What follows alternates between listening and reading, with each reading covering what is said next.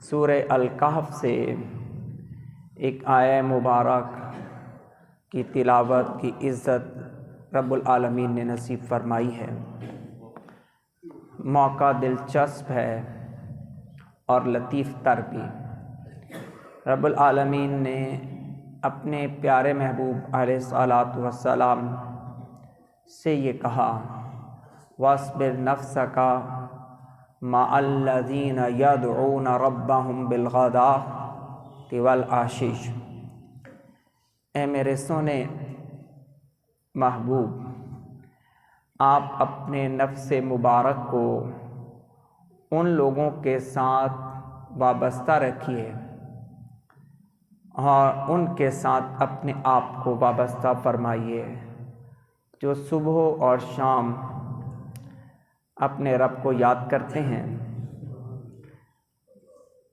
یریدون وجہہ، رب نے کہا کہ یریدون وجہہ، یریدون وجہہ، جناب ولایت کیا ہے؟ ملتی یہ نبوت کی نگاہوں کی خیرات ہی سے ہے، عطا یہ رب العالمین کے پیارے محبوب کے قدموں سے لگنے والی خاک کے تقدس اور توسل ہی سے ہے۔ توجہ اور کرم فرمائی باب نبوت ہی سے ہوتی ہے، لیکن یہ مقام کچھ کم تو نہیں ہے کہ رب العالمین اپنے محبوب علیہ الصلاۃ والسلام جو خلاصہ کائنات بھی ہیں، جو جان کائنات بھی ہیں، جو باب وجہ کائنات بھی ہیں، جو وجہ تخلیق کون و مقام بھی ہیں، جناب جو خاتم الانبیاء بھی ہیں، جو سید المرسلین بھی ہیں، رب العالمین نے کہا کہ اے محبوب، یہ جو آپ کی توجہ کے طلبگار ہیں، ان کی تعریف میں خالق کائنات یوں کرتا ہوں، یریدون وجہہ، کہ یہ کچھ اور چاہتے ہی نہیں ہے، یہ صرف اور صرف میری رضا چاہتے ہیں۔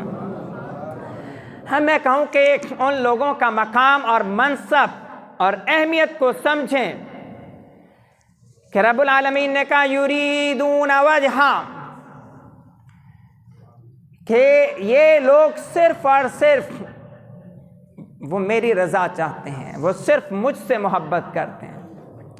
اے محبوب، جو مجھ سے محبت کرتا ہے آپ ان پر اپنی نظر کرم جمائے رکھیں،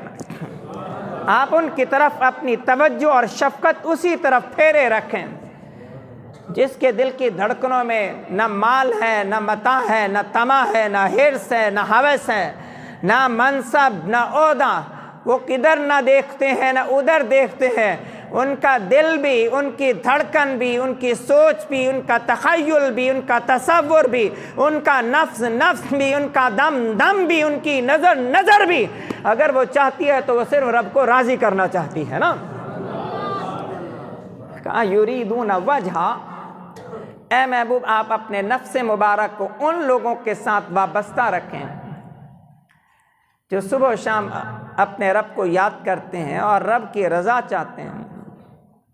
وَلَا تَعْدُ عَيْنَاكَ عَنْهُمْ، اور اے میرے محبوب آپ اپنی نگاہ التفات کو ان سے پھیریں بھی نہیں، ان سے ہٹائیں بھی نہیں، بس انہی پہ رکھیں۔ تُرِيدُونَ زِينَةَ الْحَيَاةِ الدُّنْيَا،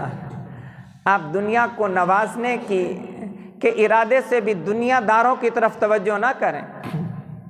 وَلَا تُطِعْ مَنْ أَغْفَلْنَا قَلْبَهُ عَنْ ذِكْرِنَا وَاتَّبَعَ هَوَاهُ وَكَانَ أَمْرُهُ فُرُطًا۔ اے محبوب آپ اس شخص کی بات بالکل نہ مانیں جس کے دل کو ہم نے غافل کر دیا اپنے ذکر سے، اور وہ بندہ اپنی خواہش کے پیچھے لگ گیا ہے اور اس کا معاملہ حد سے گزر گیا ہے۔ جناب اولیاء کی کیا یہ شان کم ہے؟ جناب کیا اولیاء کی شان اس سے بھی کوئی برتر، افضل، اعلیٰ تصور کی جا سکتی ہے؟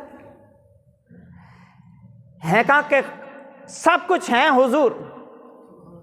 سب کچھ حضور ہیں، لیکن رب العالمین نے معاملہ تو صرف اتنا تھا کہ حضور آقا کریم کے غلام عبداللہ ابن مکتوم رضی اللہ تعالی عنہ بارگاہ نبوت میں حاضر ہوئے، ہر آقا کریم کی بارگاہ میں التجا و فریاد کی کہ یا رسول اللہ میری طرف توجہ اور کرم کی نظر ڈال دیں،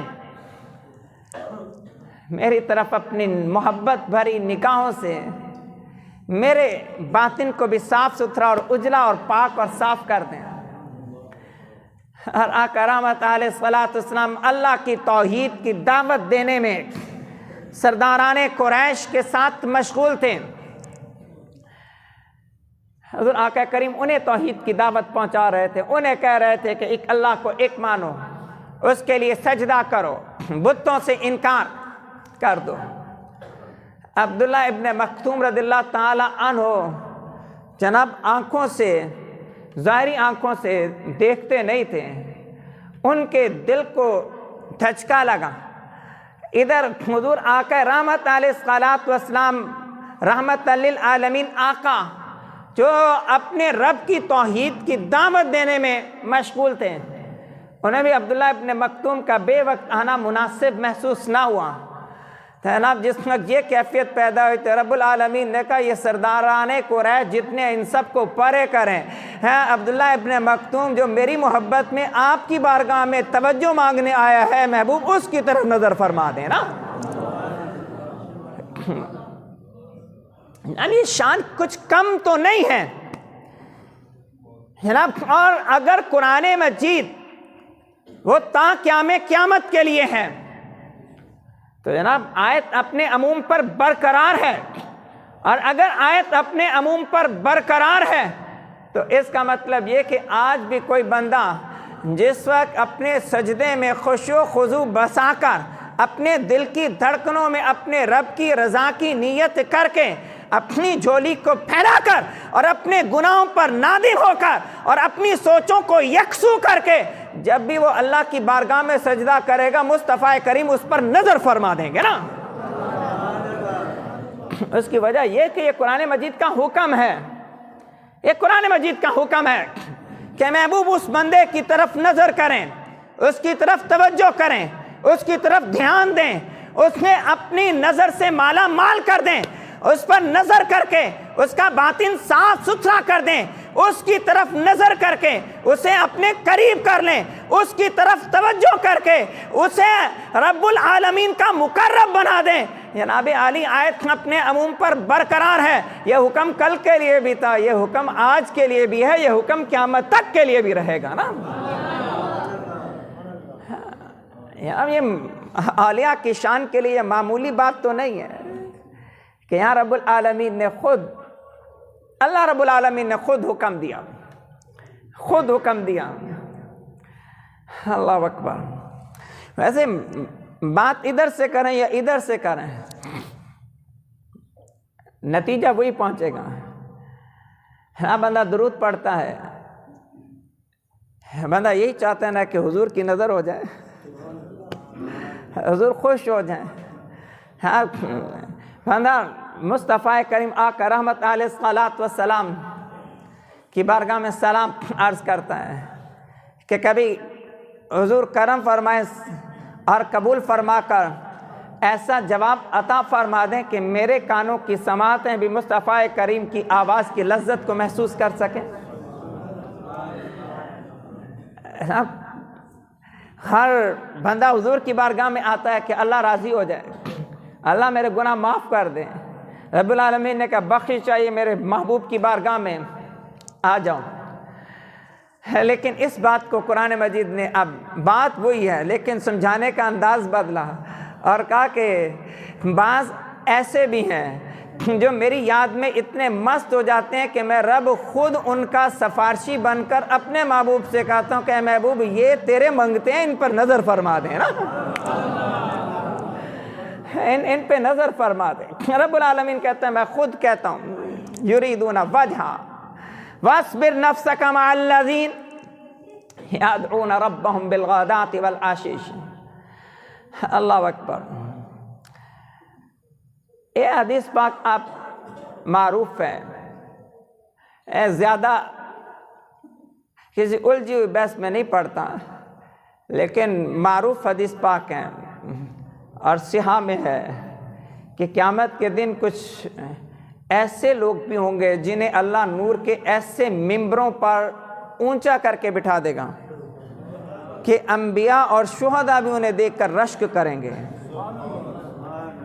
انبیاء کرام علیہ السلام اور شہداء بھی انہیں دیکھ کر رشک کریں گے کہ یہ مقام، یہ شان، یہ رتبہ، یہ عزت، یہ فضیلت، یہ شان، یہ منبر، یہ بلندی، یہ رفعت، اب اتنا بلند مقام کہ اس کو دیکھ کر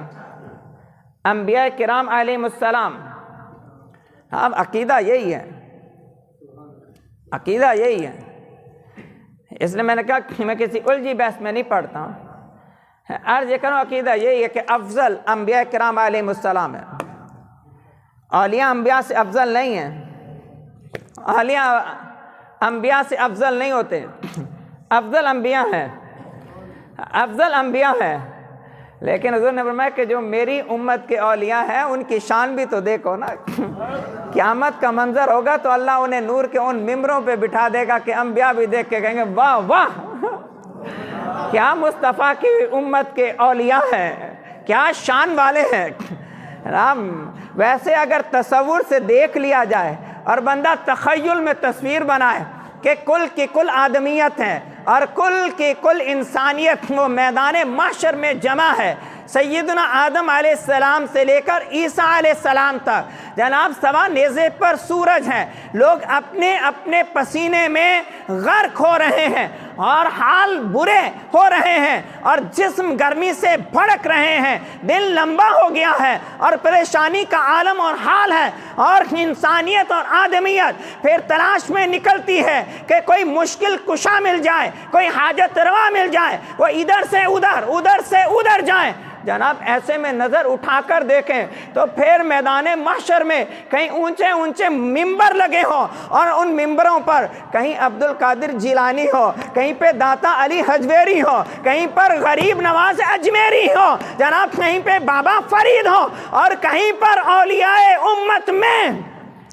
جناب اس وقت غوث و کتب ابدال ان ممبروں پر بیٹھے ہو، اولیاء انبیاء دیکھیں اور وہ کہیں کہ یہ عبد القادر کی شان کیا ہے، یہ داتا اجمیری کا حال کیا ہے، اور جناب بابا اجمیری کی کمال اور منصب اور رفعت کیا ہے۔ حضور نے فرمایا کہ قیامت کے دن کچھ لوگ ایسے ہوں گے اللہ انہیں اتنے اونچے ممبروں پہ بٹھا دے گا کہ انبیاء اور شہداء بھی دیکھ کر رشک کریں گے ان کی عزتوں کو دیکھ کر۔ اب اولیاء کرام کی عزت ہے، یہ شان ہے، یہ منصب ہے، یہ رفعت ہے۔ اللہ اکبر۔ میں پھر اسی آیت کو دہرا کر حوالہ دے کر جلدی سے آگے بڑھوں۔ ہاں سچی بات ہے، کیا لطف ہے۔ رب العالمین نے کہا وَاصْبِرْ نَفْسَكَ مَعَ الَّذِينَ يَدْعُونَ رَبَّهُمْ بِالْغَدَاةِ وَالْعَشِيِّ، اے محبوب ان کی طرف نظر کریں، ادھر توجہ فرمائے۔ اے میرے سونے، رحمت للعالمین، میں نے آپ کو کل جہانوں کے لیے رحمت بنا کر بھیجا ہے، آپ کی رحمت سے فیض ہر ایک پائے گا، لیکن یہ جو مجھے صبح یہاں یاد کرنے والے میرے بندے ہیں، اے محبوب ان پر پہلے نظر فرمائے نا، اور صرف ایک دفعہ نظر نہ کریں۔ وَاصْبِرْ نَفْسَكَ، یہ نہیں کہا کہ ایک دفعہ نظر کریں، یہ نہیں کہا کہ صرف ایک دفعہ ان کی طرف دیکھیں، یہ نہیں کہا کہ صرف ایک دفعہ ان کو اپنی نظر سے نوازیں، کہا وَاصْبِرْ نَفْسَكَ، اے محبوب ہر وقت جو آپ کی محبت کی نظر میں رہنے چاہیے وہ میرے یہی اولیاء رہنے چاہیے نا، جن پر ہر وقت آپ کی نظر رہے، ہر وقت جن پر آپ کی نظر رہے۔ اللہ اکبر۔ مثال چھوٹی ہے، میرے لیے تو چھوٹی ہے، اللہ رسول کی بات کرتے ہوئے، اولیاء کی بات کرتے ہوئے جناب ہمیں پارس سے کیا تعلق، لیکن صرف سمجھانے کے لیے کہنے لگا ہوں، اگر پارس پتھر کے ساتھ کوئی دوسرا عام پتھر لگے تو وہ بھی قیمتی موتی اور ہیرا اور سونا بن جائے۔ جناب اگر ایک پارس پتھر کے اندر یہ طاقت اور قوت اللہ نے رکھ دی ہے کہ وہ دوسرے پتھر کو بھی ویسا کر دیں، نہ پتھر سے پتھر کو رگڑیں تو اس میں سے بھی شعلہ اور آگ نکلتی ہے، اگر بے جان پتھروں کے اندر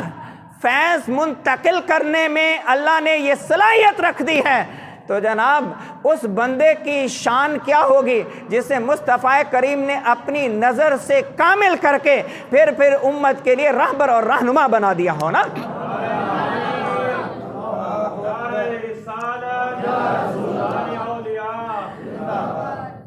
اللہ اکبر۔ اس سے آگے بڑھیں تو اس بنیادی بات کو سمجھیں، اس بنیادی بات کو سمجھیں۔ اولیاء پچھلی امتوں میں بھی تھے، ہر امت میں اولیاء پچھلی امتوں میں بھی تھے، لیکن اس امت میں اولیاء کی ضرورت اس لیے بھی زیادہ ہے کہ نبوت ہمیشہ کے لیے ختم کر دی گئی، نبوت کا باب ختم کر دیا گیا، اور ہدایت اور رہنمائی کے لیے یہ مثال بھی صرف سمجھانے کے لیے دینے لگا ہوں جناب۔ یہاں تو اگر اپنے کیمسٹری بھی پڑھنی ہو تو استاد کے بغیر نہیں سمجھ میں آئے گی جناب۔ یہاں تو اگر آپ نے کوئی بھی مضمون پڑھنا ہو وہ بھی استاد، کتابیں آپ جتنی مرضی لا کے ڈھیر کر لیں جناب۔ اگر میرے پاس کیمسٹری کی 1000 کتاب ہو تو اس کا یہ مطلب نہیں ہے کہ مجھے کیمسٹری آتی بھی ہے، اس کا یہ مطلب نہیں ہے۔ قرآن مجید نے کہا حملوا التوراۃ کمثل الحمار یحمل اسفارا، یہ جن کو ہم نے تورات دی یہ تو اس گدھے کی مانند ہے جس گدھے کے اوپر کتابوں کی کتابیں لدی ہوئی ہیں جناب۔ گدھے کے اوپر کتابیں لاد دینے سے گدھا عالم نہیں ہو جاتا، ہاں گدھا عالم نہیں ہو جائے گا۔ کتابیں جمع کرنا یہ اسی وقت کارآمد ہوتا ہے، یہ اسی وقت فائدہ مند ہوتا ہے جب کتاب پڑھانے والا بھی ہو، اور جس وقت کتاب پڑھانے والا ہو تو کتاب فائدہ دیتی ہے، اگر کتاب پڑھانے والا نہ ہو تو جناب کتاب بھی فائدہ نہیں پہنچاتی اور یہ فیض نہیں پہنچاتی۔ اس لیے اللہ رب العالمین نے صرف کتابیں نازل نہیں کی بلکہ کتابیں انبیاء پر نازل فرمائی، انبیاء پر نازل فرمائی، انبیاء پر نازل فرمائے۔ اگر کوئی بھی سبجیکٹ وہ without the guidance and the teaching وہ اگر سمجھ میں نہیں آ سکتا تو پھر جناب یہ روح کے رشتے بغیر کسی معلم روحانی کے کیسے مصطفیٰ کریم سے جڑ سکتے ہیں؟ یہ کیسے بندہ جو ہے اس بات کو سیکھ سکتا ہے؟ اگر جسم کی اور ذہن کی تربیت کے لیے معلم کی اور استاد کی ضرورت ہے تو جناب روح کی تربیت کے لیے اور باطن کی تربیت کے لیے بھی جناب جس استاد کی ضرورت ہوتی ہے اس استاد کو علم شریعت میں ولی کہتے ہیں، اسے مرشد کہتے ہیں، جس معلم کی ضرورت ہے۔ تھوڑی سی بات کو آگے بڑھاؤں۔ غوث پاک حضور حضرت سیدنا شیخ عبدالقادر جیلانی علیہ رحمہ کے ایک جملہ یاد آیا۔ غنیت طالبین میں آپ کہتے ہیں مرید ہوتا کون ہے؟ آپ تعریف لکھتے ہیں مرید کون ہے؟ اللہ اکبر، جو مرید ہیں وہ بھی ذرا سنیں تو صحیح، مرید ہوتا کون ہے؟ ساری خوبیاں صرف اور صرف ساری علامات وہ پیروں میں نہ ڈھونڈیں، کوئی علامات کو مریدوں میں بھی تو دیکھیں، مریدوں میں بھی تو دیکھیں۔ مرید کون آتے ہیں؟ حضور غوث پاک فرماتے ہیں مرید وہ ہے جو ساری دنیا کو چھوڑ کر صرف اللہ کا ارادہ کر لے، جو ساری دنیا کو چھوڑ کر مرید بمعنی ارادہ کرنے والا۔ غوث پاک نے فرمایا جو ساری دنیا کو چھوڑ کر صرف اللہ کا ارادہ کرے اور اس ارادے کی تکمیل کے لیے وہ ڈھونڈتے ڈھونڈتے کسی اللہ کے بندے کی بارگاہ میں آ کر اپنے گھٹنے ٹیک کر کے کہ میرا ہاتھ تھام کر مجھے اپنے رب تک پہنچا دیجیے۔ اس کو مرید کہتے ہیں۔ جناب اگر مرید کا ارادہ وہ رب کا نہیں ہے، وہ اللہ کی رضا کا نہیں ہے، اور اگر مرید کے ارادے ہی میں نقص اور عیب ہے، پھر وہ یہ چاہے کہ وہ یہ ہو جائے اور وہ ہو جائے، تو جناب پہلے اپنی نیتیں تو ٹھیک کریں، ارادے تو ٹھیک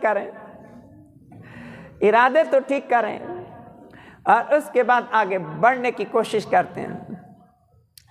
یہاں تک بات ہے کہ ولی ہوتا کون ہے، اس کی علامت کیا ہے؟ جناب ولی ہوتا تو وہی ہے،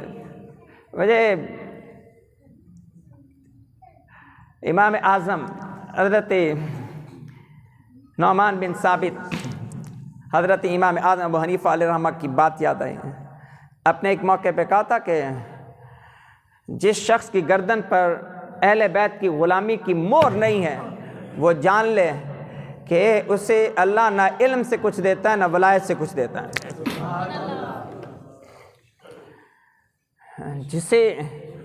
اہل بیت اطہار کے ساتھ جس کے رشتے اور جس کی سند اہل بیت کے ساتھ وہ درست نہیں ہے،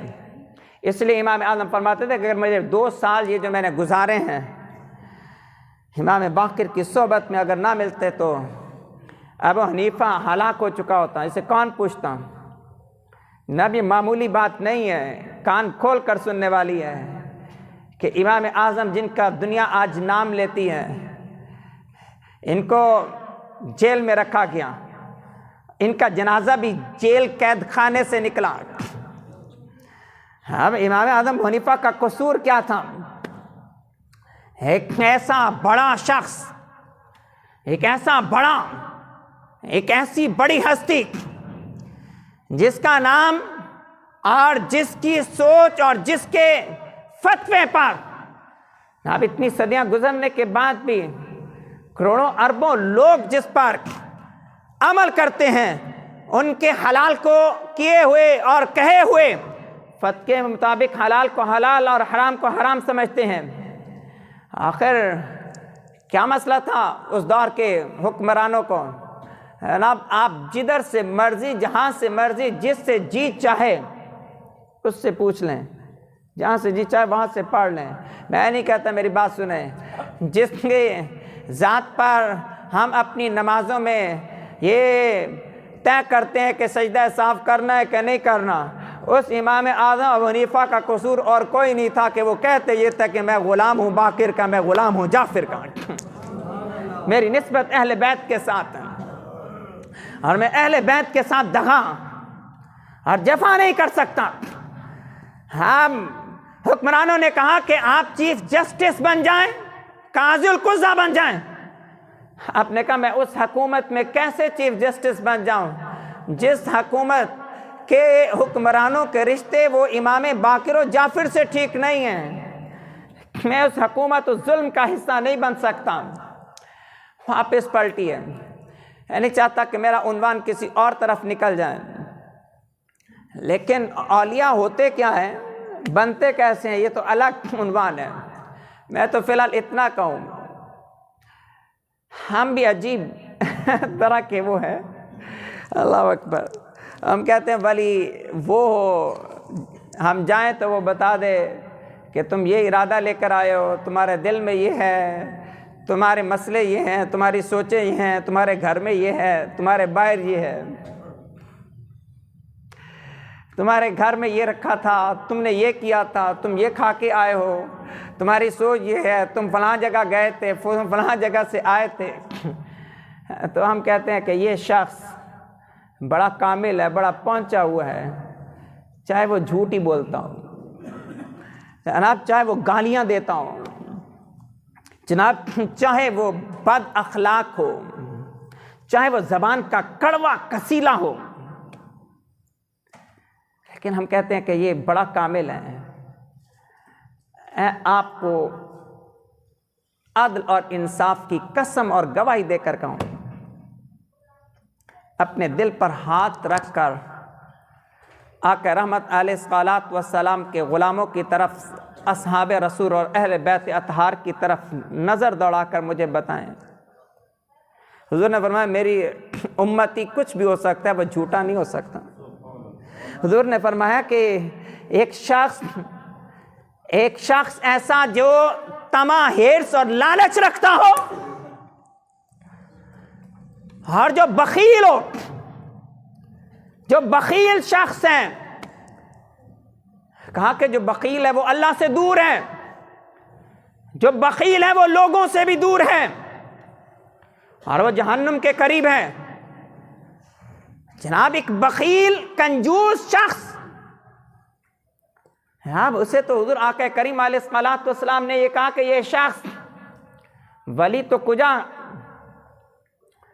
یہ تو ایک اچھا امتی بننے کے لائق بھی نہیں ہے۔ ہاں وہ شخص جس کے اخلاق اچھے نہیں ہیں، جس کی آنکھوں میں شرم اور حیائی نہیں ہے، جسے بڑوں کا ادب نہیں ہے،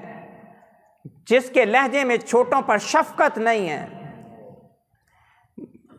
معاف کیجیے گا میں تنقید نہیں کر رہا ہوں، لیکن میں موضوع کی نزاکت پر اور حساسیت پر آپ کو سمجھاؤں۔ حضور نے فرمایا کہ جو شخص بڑوں کی عزت نہیں کرتا، چھوٹوں پہ شفقت نہیں کرتا، وہ ہم میں سے نہیں ہے، وہ ہم میں سے نہیں ہے۔ من لم یرحم صغیرنا ولم یعقر کبیرنا فلیس منا، اس کا ہم سے کیا تعلق ہے؟ جو بڑوں کا ادب نہیں کرتا، جو بڑوں کو عزت نہیں دیتا، اور جو چھوٹوں پہ شفقت نہیں کرتا۔ جناب اگر ایک شخص کسی آنے والے کو عزت دینے کے لیے تیار نہیں ہے تو مجھے معاف کیجیے گا، مجھے معاف کیجیے گا، ولایت رسول کریم علیہ الصلوۃ والسلام کے اخلاق کے عکس کا نام ہے، اور یہ عکس صفات رسول علیہ الصلوۃ والسلام کے جگمگانے کا نام ہے۔ اب اگر کسی شخص کی ذات میں، لہجے میں شرم اور حیا نہ ہو، بڑوں کا ادب نہ ہو،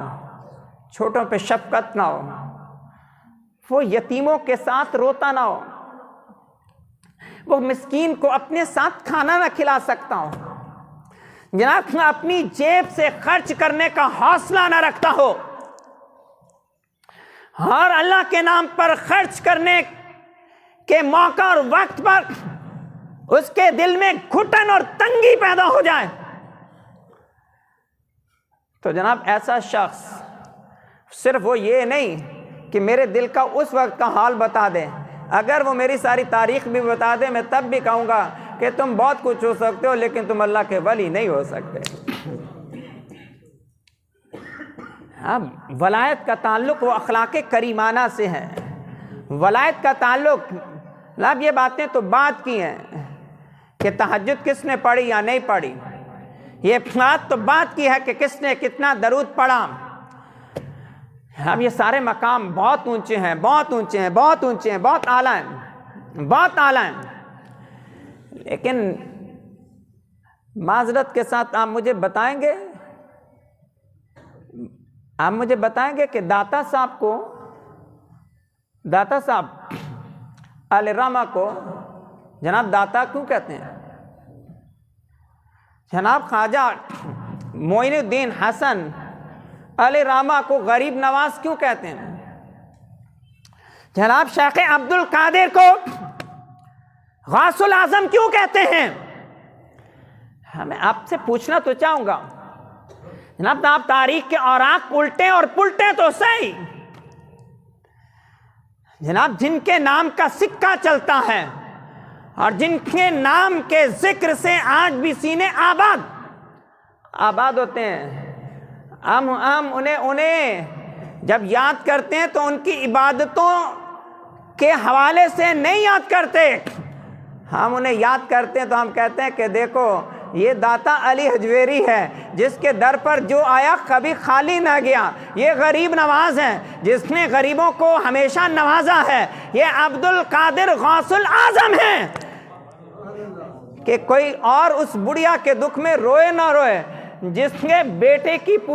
پوری بارات ڈوب گئی۔ عبد القادر نے کہا کہ کوئی روئے نہ روئے، تاریخ دیکھ لے کہ مصطفیٰ کا لخت جگر علی کا بیٹا غوث الاعظم عبد القادر اس بڑھیا کے ساتھ بیٹھ کر روئے گا بھی اور اللہ کی بارگاہ میں دعا کے لیے ہاتھ بھی اٹھا دے گا نا۔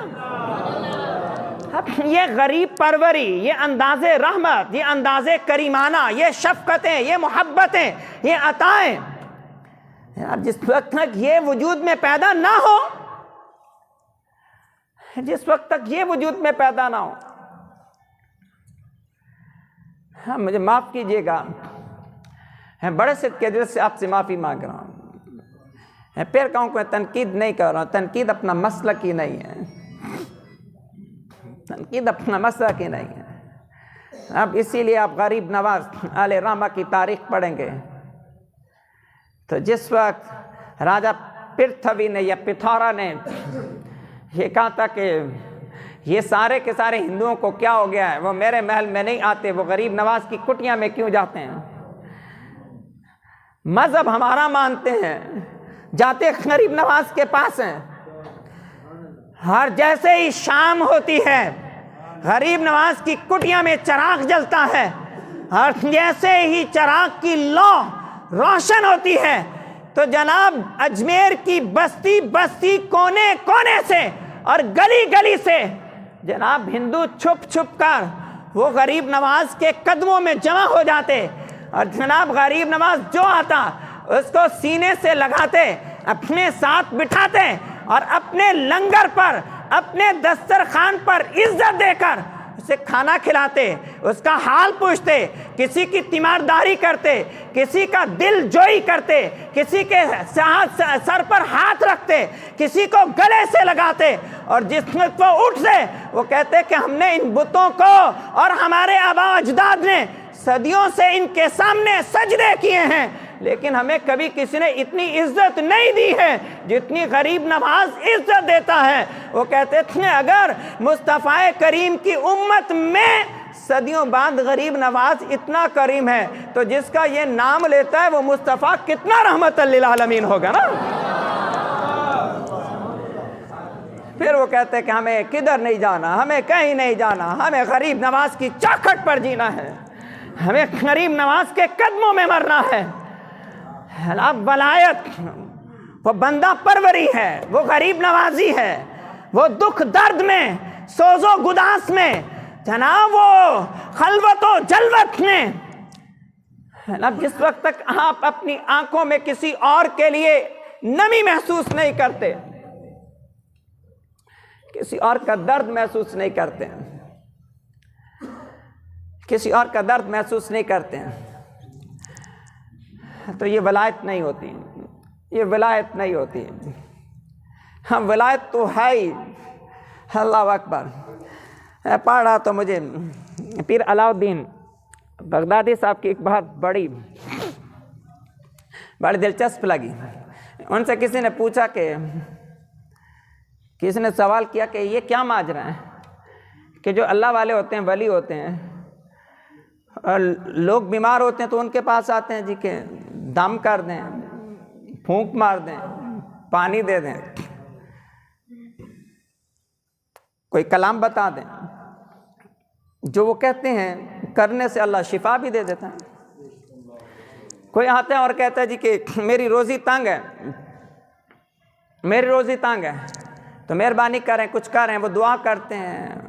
کوئی وظیفہ بتاتے ہیں، کوئی کلمہ پڑھتے ہیں، جو بھی کرتے ہیں اللہ تعالیٰ روزی کھول دیتے ہیں۔ کوئی اور بندہ آتا ہے وہ کہتا ہے میرے فلاں مشکل ہے، میری فلاں مشکل ہے، یہ کر دیں وہ کر دیں، تو وہ اللہ ان کے ذریعے سے مدد کر دیتا ہے اور آنے والوں کی مشکل ٹل جاتی ہے۔ لیکن کہا کہ یہ خود بھی بیمار ہو جاتے ہیں، یہ خود بھی مالی تنگ دستی اور مالی مشکلات کا شکار ہو جاتے ہیں، یہاں تک نوبت پہنچتی ہے کہ بعض اوقات فاقوں تک حالات پہنچ جاتے ہیں۔ یہ کیا معاملہ ماجرا ہے کہ یہ خود مشاکل اور مصائب میں اس طرح سے پھنس جاتے ہیں کہ بظاہر دکھنے میں لگتا ہے کہ ان پر تو اتنی مصیبتیں ٹوٹی ہوئی ہیں۔ تو انہوں نے بڑی زبردست مثال دی، انہوں نے کہا جو کلہاڑا ہوتا ہے نا وہ سارا جنگل کاٹ سکتا ہے، لیکن جو لکڑی اس کے ساتھ لگی ہوتی ہے اس کو نہیں کاٹ سکتا۔ کہا کہ کلہاڑا جو ہے وہ سارا جنگل کاٹ سکتا ہے، لیکن جس لکڑی میں وہ لگا ہوا ہے اس لکڑی کو نہیں کاٹ سکتا۔ اس کی وجہ یہ کہ وہ لکڑی اس کے ساتھ جڑ گئی ہے۔ اور کہا کہ اصل میں ولی جو ہے وہ اللہ کے ساتھ ایسے جڑا ہوتا ہے کہ جس وقت وہ دعا کرتا ہے، جس وقت وہ نظر کرتا ہے، جس وقت وہ پھونک مارتا ہے، جس وقت وہ نظر اٹھاتا ہے تو اللہ تعالیٰ بیماروں کو شفا بھی دے دیتا ہے، تنگ دستوں کو روزی بھی دے دیتا ہے۔ لیکن جب اس کا معاملہ آتا ہے تو رب کہتا ہے تیرا معاملہ اب میرے ساتھ ہے، اب تجھے شفا دینی یا آزمانا یہ اب میرا کام ہے، تیرا کام صرف میری رضا پر راضی رہنا ہے۔ اگر تو میری رضا پر راضی رہے گا تو میں تجھے مخلوق میں ایسا کر دوں گا کہ جدھر جدھر تیری نظر اٹھتی جائے گی اللہ ادھر ادھر کرم ہی کرم کرتا چلا جائے گا نا، ادھر ادھر کرم کرم فرماتا چلا جائے۔ اللہ اکبر۔ گھڑی دیکھ کے اندازہ ہوا کہ بہت خاصا ہو گیا، میں تھوڑا تھوڑا کر کے سمیٹنا شروع کر تو بڑی ولایت کے معنی میں اگر غور کریں تو چار بڑی بنیادی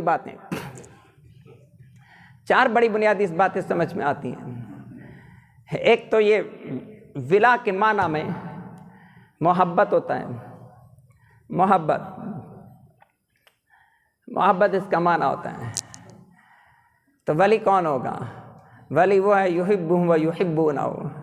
کہ وہ اللہ سے محبت کرتا ہوں، اور صرف وہ اللہ سے محبت کرتا ہوں اتنا کافی نہیں ہے، وہ یحبونہ، بلکہ پھر ایک موقع ایسا ہے کہ اللہ بھی اس سے محبت کرنے لگ جائے۔ جب یہ تعلق بین العبد والخالق، خالق اور بندے کے درمیان جب رشتہ ایسا ہو جائے کہ بندہ اس سے محبت کرتا ہو، ہاں وہ بندے سے محبت کرنا شروع کر دے، تو یہ ولایت ہے، یہ ولایت ہے۔ اب کیا بایزید بسطامی علیہ الرحمہ کا وہ واقعہ بات ہے نہیں کہ آپ نے کہا تھا کہ میرا دل کرتا ہے کہ قیامت کے دن اللہ تعالیٰ مجھے کھڑا کر لے اور کہے کہ اے بایزید یہ کام کیوں کیا، یہ کیوں کیا، یہ کیوں کیا، یہ کیوں کیا، مجھ سے حساب لیں۔ تو سائلین نے عرض کی کہ حضور بڑی عجیب بات کہی ہے، ہم نے تو جس کو بھی دیکھا ہے وہ دعا مانگتا ہے یا اللہ بغیر حساب کے مہربانی فرمانا، حساب نہ لینا، حساب نہ لینا۔ آپ کہتے ہیں کہ میرا جی چاہتا ہے کہ میرا رب میرا حساب لیں۔ بایزید بسطامی علیہ الرحمہ نے کہا ہاں، اس کی ایک وجہ پوچھا کیا؟ کہا کہ جب میرا رب مجھے اپنے سامنے کھڑا کرے گا تو مجھے آواز تو دے گا نا، وہ مجھے سوال کرنے کے لیے پکارے گا تو صحیح نا، وہ مجھے کہے گا اے میرے بندے بایزید، اے میرے بندے۔ تو آپ نے فرمایا کہ میرے لیے بس اتنا ہی کافی ہے، وہ ایک دفعہ اپنا کہے تو صحیح، وہ ایک بار اپنا کہہ تو دے، پھر اس کے بعد وہ جو چاہے وہ کر دے۔ لیکن میری روح ترستی ہے کہ جسے میں رب رب کہتا ہوں، میرا رب میرا رب میرا رب، ربی ربی ربی، جس نے ربی ربی کی میں تسبیح پڑھتا ہوں، کبھی ایک موقع ایسا بھی تو آئے کہ مجھے سامنے کھڑا کر کے کہے عبدی عبدی عبدی، میرا بندہ۔ میں کہوں ربی ربی میرا رب، وہ کہے عبدی میرا بندہ۔ اللہ اکبر۔ پھر وہ مجھے جو مرضی یریدون وجہ، ولایت کے معنی میں ہو تو اس کا معنی محبت ہوتا ہے۔ پھر مجھے غوث پاک کی بات یاد آئی۔ اللہ اکبر۔ اگر مرید کا معنی یہ ہے، آج کے دور میں ہم کہاں چلے گئے، ذرا واپس پلٹے تو آپ نے فرمایا مرید وہ ہے جو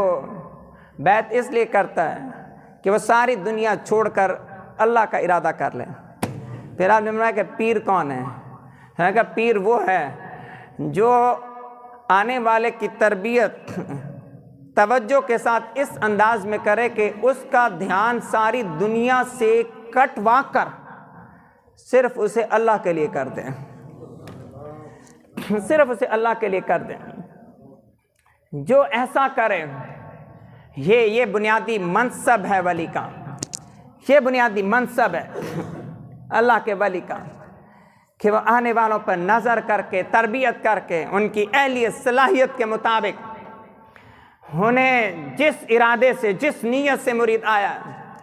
آنے والے نے جس نیت سے ہاتھ آگے کیا اور جس کا پیر اس کے ہاتھ کو پکڑے، جناب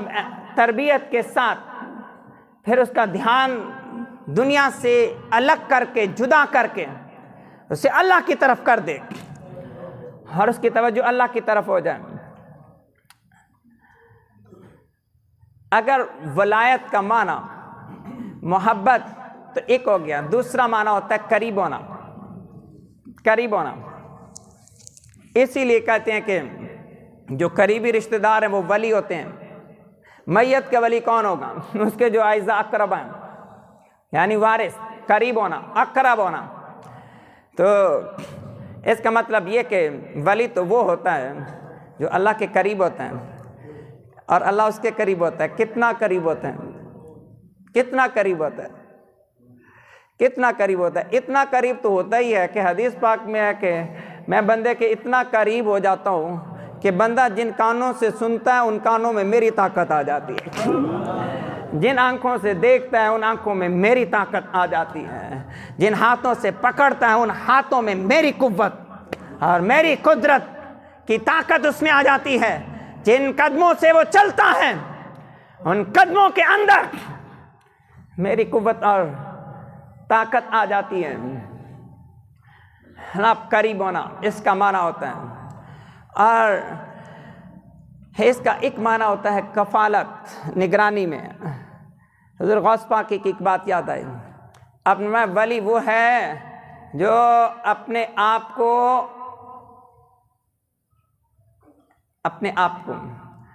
اللہ کے ہاتھوں میں اس طرح دے دیتا ہے جس طرح سے میت مردہ غسل دینے والوں کے ہاتھوں میں ہوتا ہے، جس طرح مردہ غسل دینے والے کے ہاتھ میں ہے، اس طرح ولی اپنے آپ کو اللہ کی نگرانی میں دے دیتا ہے۔ اس کا مطلب کیا ہے کہ مردے کو جس وقت غسل دینے والا چاہے تو جناب وہ جیسے چاہے اس کو الٹا دے، جیسے چاہے پلٹا دے، جیسے چاہے گھما دے، جو چاہے وہ اس کے مطابق کرے۔ کہا کہ ولی ہوتا وہی ہے جو اپنی مرضی پہ رہتا ہے، نہیں ہے وہ بس اپنے رب کی مرضی پر رہتا ہے۔ جناب اگر دیکھنا ہو اس منظر کو تو کربلا میں حسین کو دیکھ لیجئے، کربلا میں امام عالی مقام کو مشاہدہ کیجئے کہ آپ کا وہ معروف جملہ کہ آپ نے کہا تھا کہ اے رب اگر تجھے کھو کر ساری دنیا مجھے مل جائے تو میں سمجھوں گا کہ میں ہار گیا ہوں اور میں نے سب کھو دیا ہے، لیکن اگر سب کو کھو کر ایک تو راضی ہو جائے تو حسین سمجھے گا کہ وہ جیت گیا ہے اور اسے سب مل گیا ہے نا، اسے سب کا سب کچھ مل گیا ہے۔ حضور غوث پاک نے فرمایا کہ ولی اپنے آپ کو اللہ کے نگرانی میں اس طرح سے دے دیتا ہے جیسے میت مردہ وہ غسال کے ہاتھوں میں ہوتا ہے، ولی اس معنوں میں۔ اور پھر ولی کا معنی ہوتا ہے مددگار، مدد کرنے والا، اس کا ایک معنی مدد کرنے والا۔ اب کیونکہ وقت نہیں بچا اس لیے بس میں ختم کرتا ہوں اسی پر ہی۔ ابھی تو خیر میری بات کافی ساری باقی رہ گئی۔ کن مع اللہ بلا خلق وکن مع الخلق بلا نفس، یہ ولی کی علامت ہے۔ ہمہ للہ شغلہ باللہ وفرار الی اللہ، یہ ساری کی ساری علامات اولیاء ہیں۔ ایک بندے کے اندر جس کے ساتھ آپ اپنا رشتہ محبت جوڑنا چاہیں اس میں کیا دیکھنے کی باتیں ہوتی ہیں اور کیا باتیں پرکھنے کے لیے ہوتی ہیں۔ اس لیے پرانے وقتوں میں غریب نواز کا مہینہ ہے تو مجھے غریب نواز بار بار یاد آتے ہیں۔ خواجہ عثمان ہاروانی علیہ رحمہ کے پاس گئے تھے کہ بیعت ہونا، تو آپ نے فرمایا ٹھہر جانا ذرا کچھ دن رک تو جا۔ ذرا بزرگوں کا طریقہ یہ تھا کہ جب کوئی بیعت ہونے آتا تو آپ کہتے کہ کچھ دن مجھے دیکھ لو، تسلی کر لو، تاکہ یہ رشتہ صرف دو دن کا نہیں ہے، یہ رشتہ تو دنیا اور آخرت اور قبر اور حشر کا رشتہ ہے۔